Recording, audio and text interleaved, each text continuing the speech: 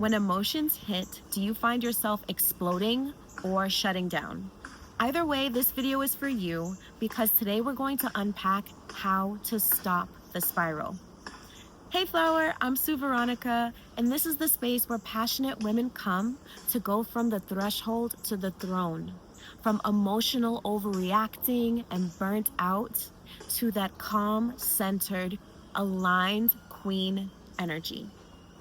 So maybe somebody made a comment about you and you feel attacked. Maybe you shut down or you retreat when you're feeling overwhelmed.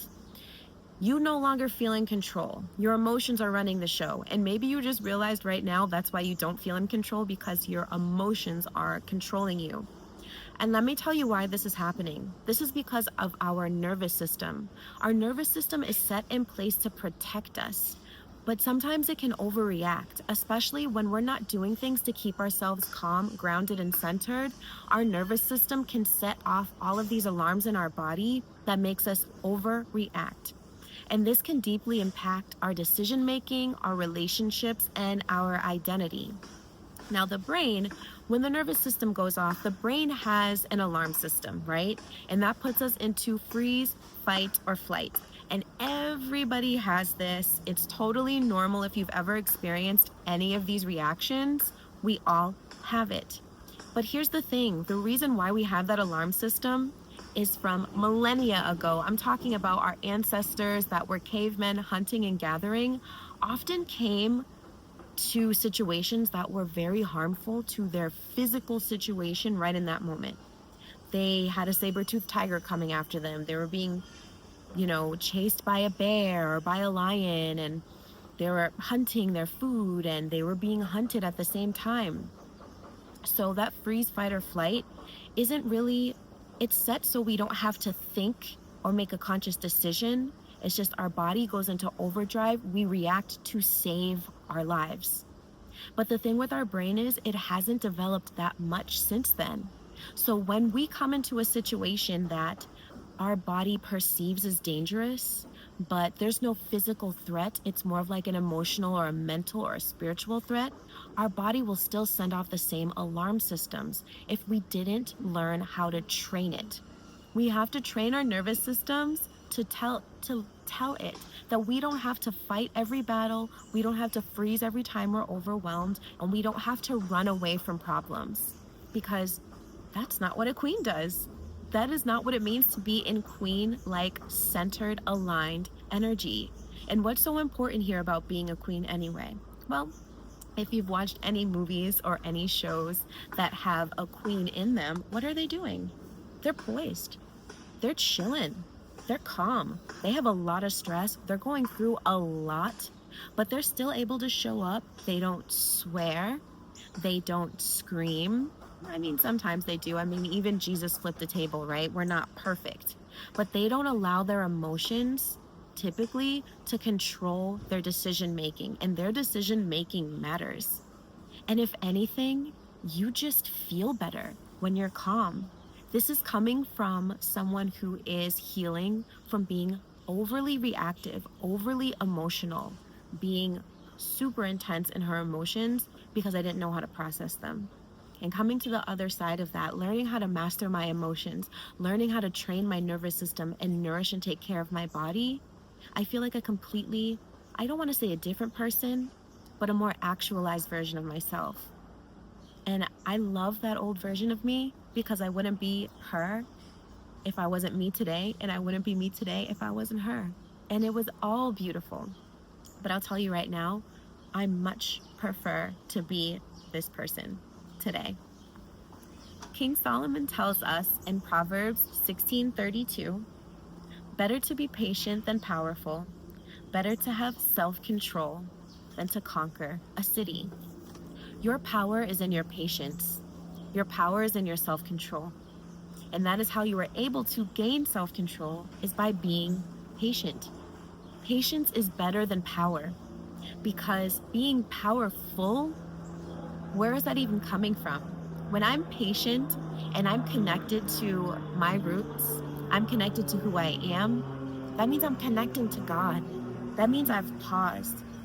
You have to learn how to control your responses if you're going to get in control of your life. There is power in the pause, and the pause comes from you being patient. The Holy Spirit can regulate emotions. That's actually one of the fruits of the Spirit, is self-control. So this is a strength that can grow.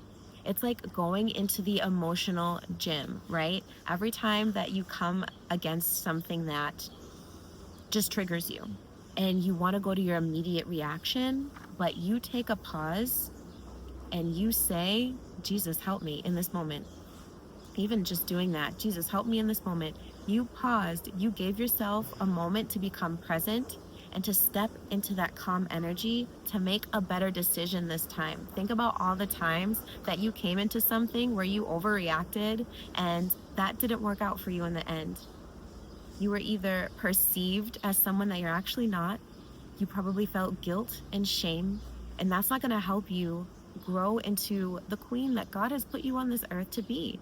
Mama, you're here to be the queen of your scene, okay? So that's what we're working with together.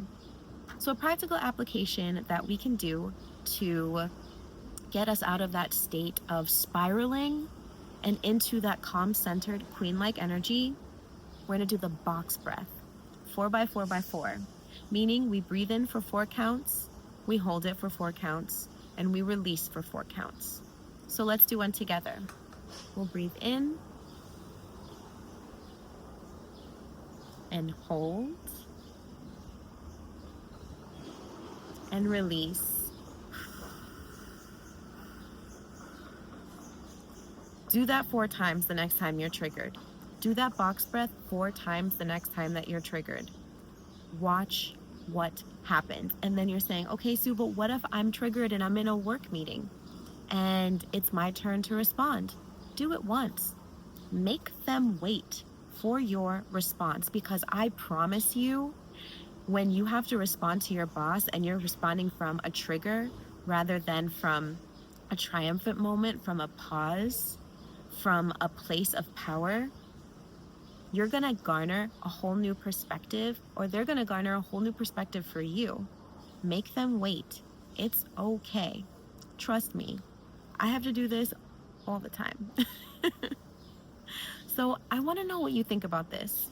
Write in the comments below, write even deeper in your journal, but what triggers your emotional reactions? I would love to know what triggers your emotional reactions, because when we know what triggers us, we get to know ourselves better, and being able to step into that queendom that God has already created for us, that He wants us and needs us to step into, we have to know who we are. And a big part of knowing who we are is knowing what triggers us, so that no longer controls us. So let me know in the comments. If this video resonated with you, please like, share, subscribe. I have so many more cool things coming down the pike, and I'm so grateful for every single one of you for hanging out with me every day, whether it's in a short or in a longer video, and I just can't wait to hear from you. So thank you again so much for being here. Thank you for sharing this time and this energy with me. And my beautiful flower, get out into that world and step into that queendom that God has waiting for you. And until next we meet, be blessed.